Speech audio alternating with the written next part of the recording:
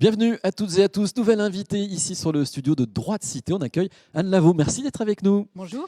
Vous êtes la déléguée générale de l'association Prévention routière et vous avez travaillé dans le cadre de Droit de Cité. Vous êtes beaucoup impliquée sur un sujet qui est vraiment important pour les associations et dont on parle pas suffisamment, c'est le service public territorial associatif. Et j'ai envie de vous demander, pour vous, ça serait quoi un service public territorial associatif? Est-ce qu'il aurait un intérêt pour les associations? Alors, le service public territorial, tout le monde voit ce que c'est. Le service public territorial associatif, tout le monde intuite à quoi ça pourrait ressembler. Ça pourrait ressembler finalement à la même chose que le service public territorial, mais avec de l'association dedans. Et c'est là que se pose une question, voire un problème, c'est comment les associations vont rentrer dans un dispositif qui finalement est drivé par les collectivités locales et territoriales et qui leur impose des règles qui ne sont pas des règles compatibles avec notre statut. Voilà, et ça c'est important parce que très souvent les associations se plaignent d'être localement vues comme des prestataires alors que ces associations, elles ont un objet et elles travaillent à réaliser cet objet en délivrant des services, mais elles ne se considèrent pas comme prestataires d'une région, d'un département, d'une ville. Absolument, notre raison d'être, c'est notre mission sociale. Et pour des associations comme la nôtre qui faisons appel à la générosité du public, les gens nous donnent de l'argent pour mener à bien cette mission sociale.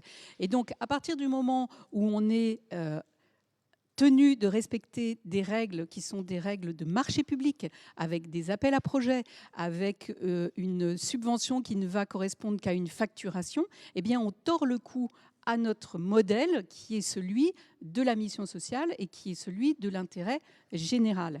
Et effectivement, progressivement, ce que l'on voit arriver, ce sont des collectivités locales et territoriales qui, elles-mêmes contraintes par des dispositifs financiers que l'on connaît, eh bien, se retrouvent à imposer également aux associations des règles de marché public.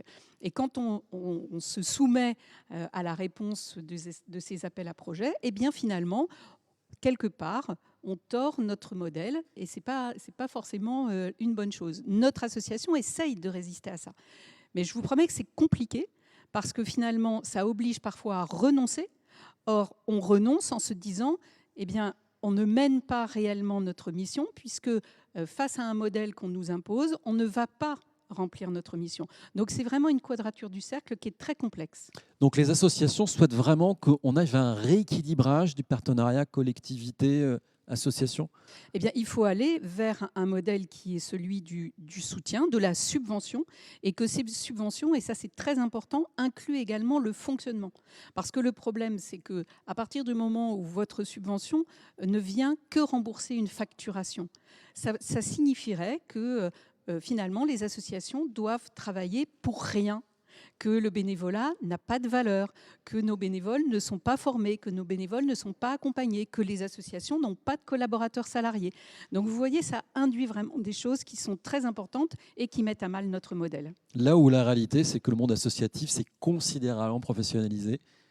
Alors, le monde associatif s'est professionnalisé et puis des associations comme les nôtres sont sur des sujets régaliens. Nous, on fait de l'éducation routière, donc on rentre dans les écoles. L'école est par nature le lieu du régalien. On fait bien évidemment aussi quelques actions de sensibilisation aux règles du code de la route. Le code de la route, c'est du régalien. Et donc, quand on est dans des associations comme les nôtres qui sommes sur des sujets régaliens, c'est encore plus compliqué de donner à voir que nous sommes association et que nous ne sommes pas service public. Pour terminer, un mot sur l'actualité de l'association Prévention routière. C'est l'heure des départs en vacances, des grands chassés-croisés sur nos routes. Et vous allez vous lancer dans une tournée des plages. Alors, on se lance dans une tournée des plages. On est présent sur les radios à peu près tout l'été pour diffuser un certain nombre de conseils que vous avez sans doute entendus. Et puis, c'est vrai, c'est pour la première fois, on fait une tournée des plages. Donc, on sera sur le littoral, sur environ une vingtaine de villes.